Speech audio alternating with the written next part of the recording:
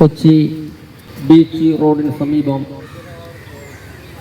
ദൂരത്തും ചാരത്തുമായി ഈ ശബ്ദപരിധിക്കുള്ളിൽ ഞങ്ങളെ ശ്രവിച്ചുകൊണ്ടിരിക്കുന്ന എല്ലാ മാന്യ ശ്രോതാക്കൾക്കും കർത്താവായ യേശുക്രിസ്തുവിൻ്റെ സമാധാനം. പ്രിയപ്പെട്ട സഹോദരി സഹോദരന്മാരെ, നാം ഇപ്പോൾ പല രീതിയിലും പല കാരണങ്ങളാലും ബുദ്ധിമുട്ടിലും പ്രയാസത്തിലും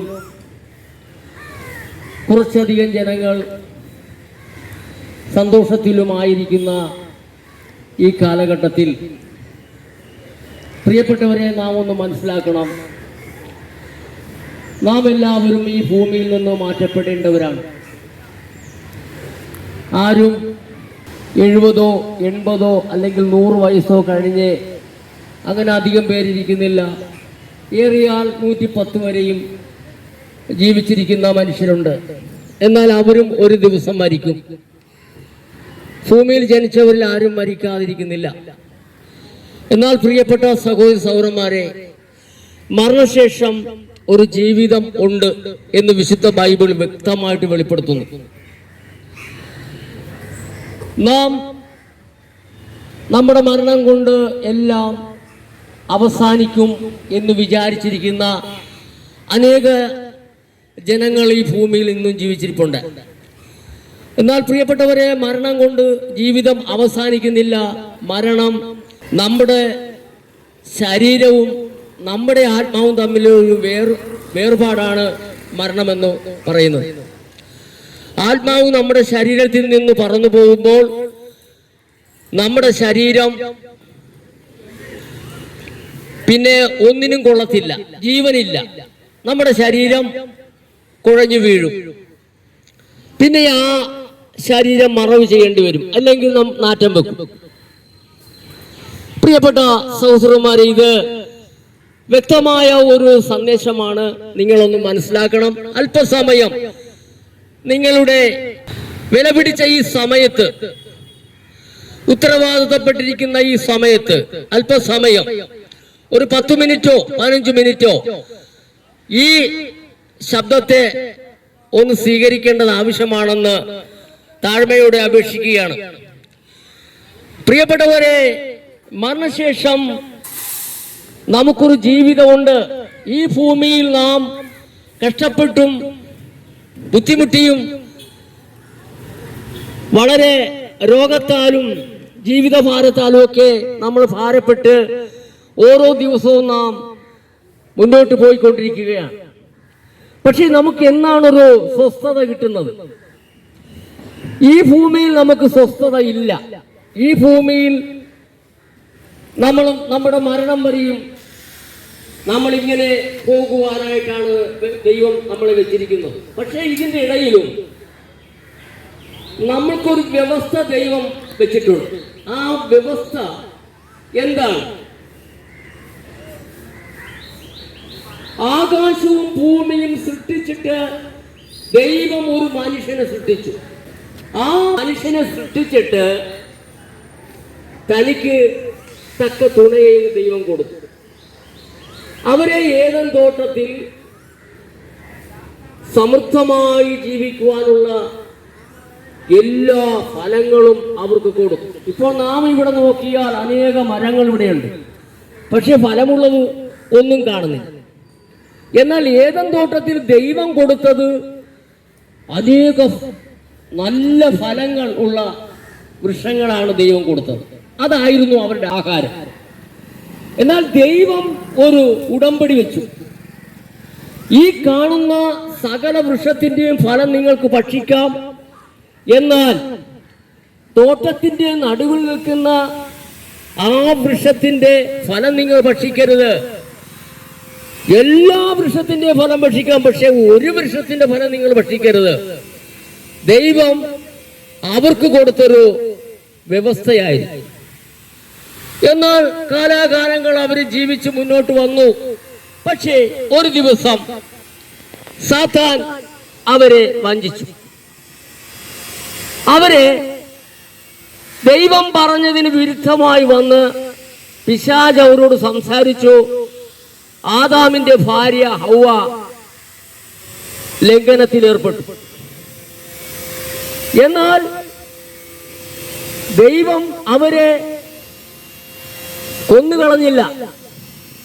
ദൈവം അവർക്കൊരു വ്യവസ്ഥ വെച്ചു. അവരെ ഏദൻ തോട്ടത്തിൽ നിന്നും അവരെ ഇറക്കി വിട്ടിട്ട്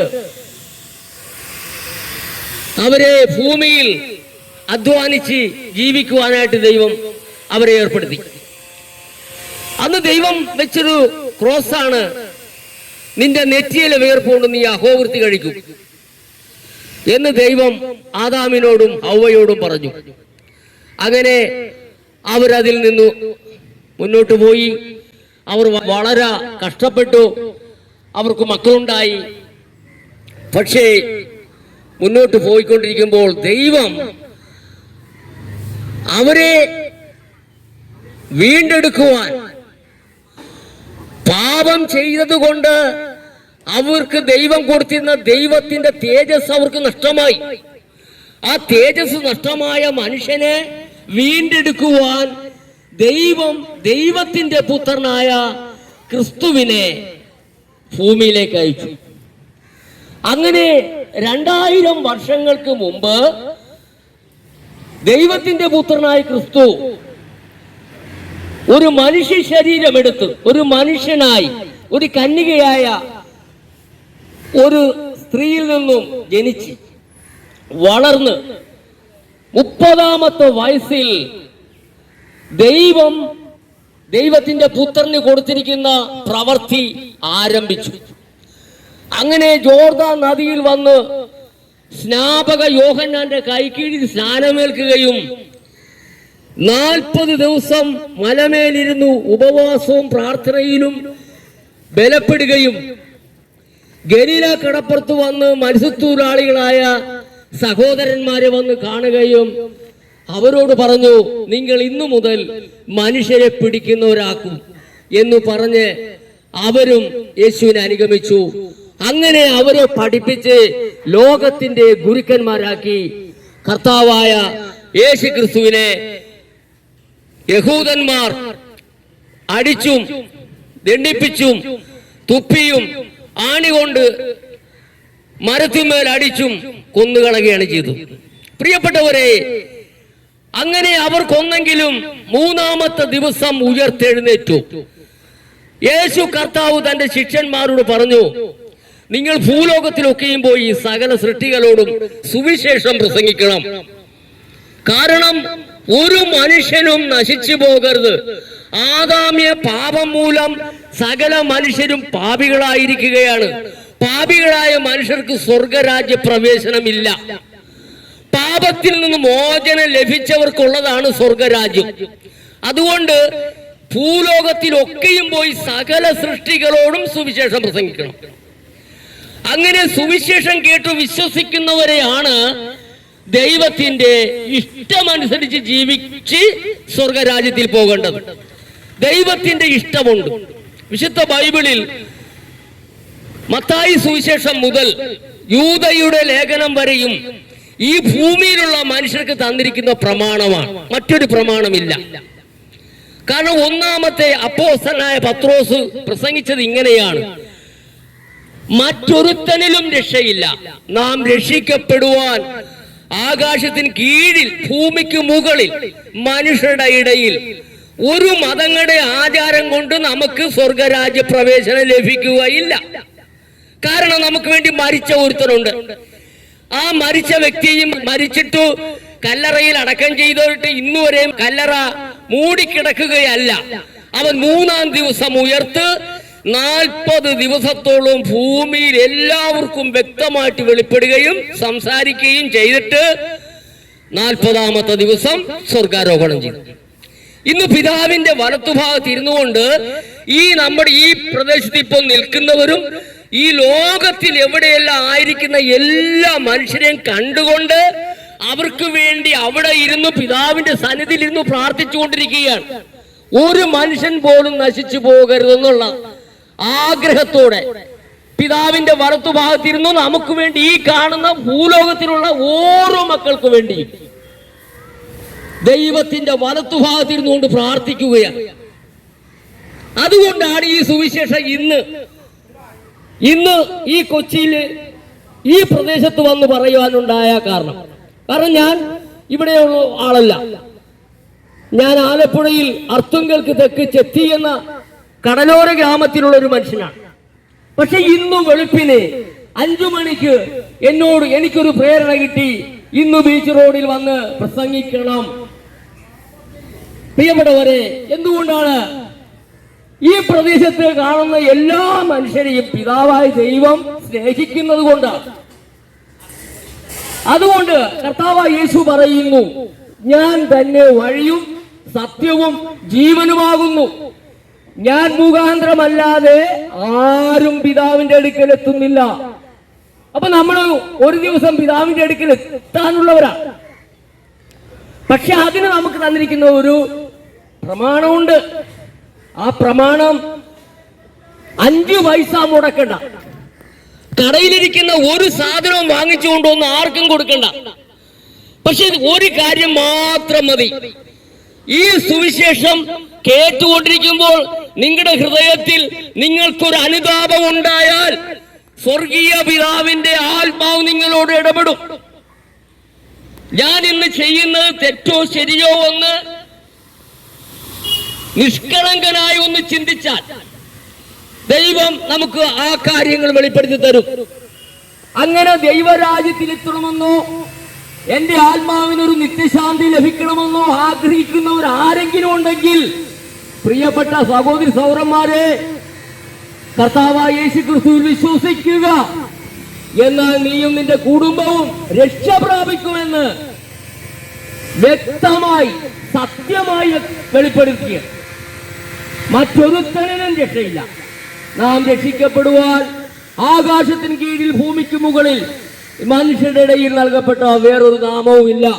യേശുക്രിസ്തു കൽപ്പിച്ച ആ പ്രമാണം മാത്രമേ ഉള്ളൂ. അതുകൊണ്ട് മാത്രമേ നമുക്ക് സ്വർഗരാജ്യ പ്രവേശനം ലഭിക്കത്തുള്ളൂ. മറ്റു നമ്മൾ ഏത് മതാചാരങ്ങൾ ഉണ്ടെങ്കിൽ നമുക്ക് ഈ ഭൂമിയിൽ ജീവിക്കാം, ഒരു കുഴപ്പവുമില്ല. പക്ഷേ ഭൂമിയിൽ ജീവിക്കുന്നതിന് ദൈവത്തിന് നമ്മളോട് ഒരു വിരോധവും ഇല്ല.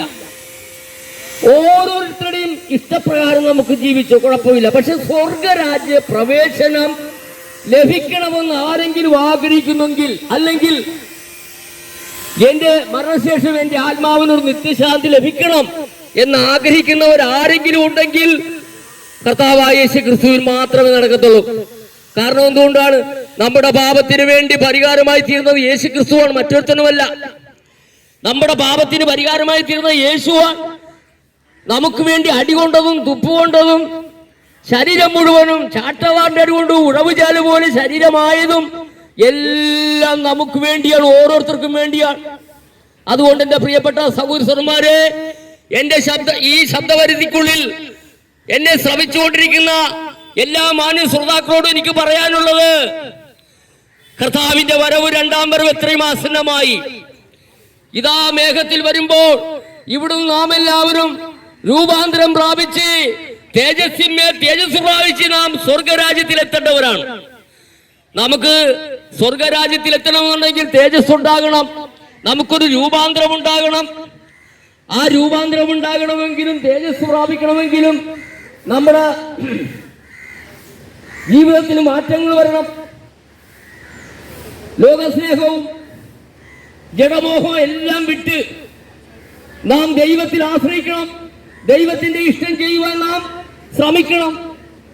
ദൈവത്തിന്റെ ഇഷ്ടമോ നിങ്ങളുടെ ശുദ്ധീകരണം തന്നെ. അപ്പൊ നാം ഓരോരുത്തരും നമ്മുടെ ജീവിതത്തിൽ വന്നുപോയിട്ടുള്ള കുറവുകൾ ദൈവത്തോട് ഏറ്റുപറഞ്ഞുകൊണ്ട് നാം അത് ഉപേക്ഷിക്കുമ്പോൾ നമുക്ക് ശുദ്ധീകരണം പ്രാപിക്കാൻ പറ്റും. അങ്ങനെ ശുദ്ധീകരണം പ്രാപിച്ചവർക്കാണ് തേജസ് ലഭിക്കുന്നത്. അങ്ങനെ തേജസ്സിൽ നാം എടുക്കപ്പെടേണ്ടവരാണ്. ദൈവദൂതർ തുല്യരായി നാം സ്വർഗത്തിൽ എത്തേണ്ടവരാണ്.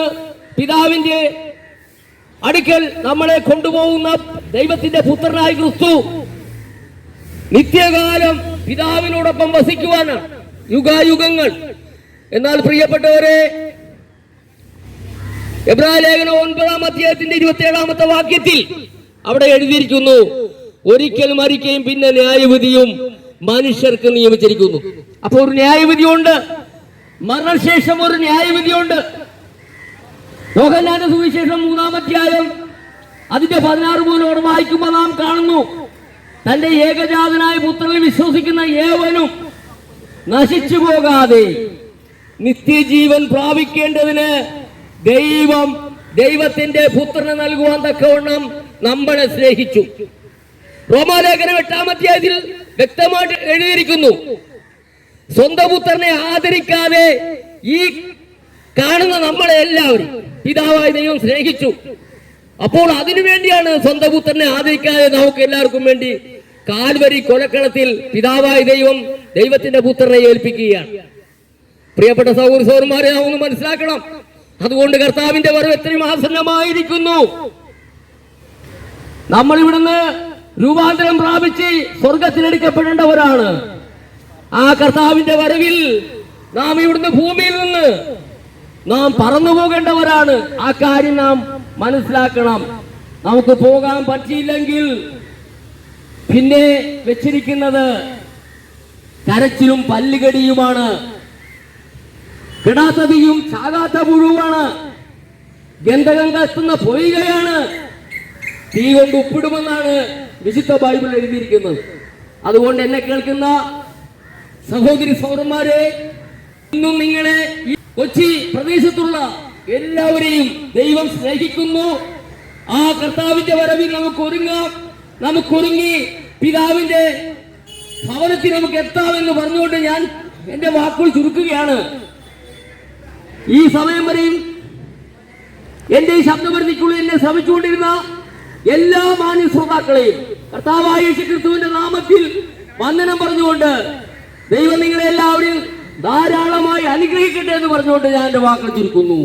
ദൈവത്തിന് സ്തോത്രം.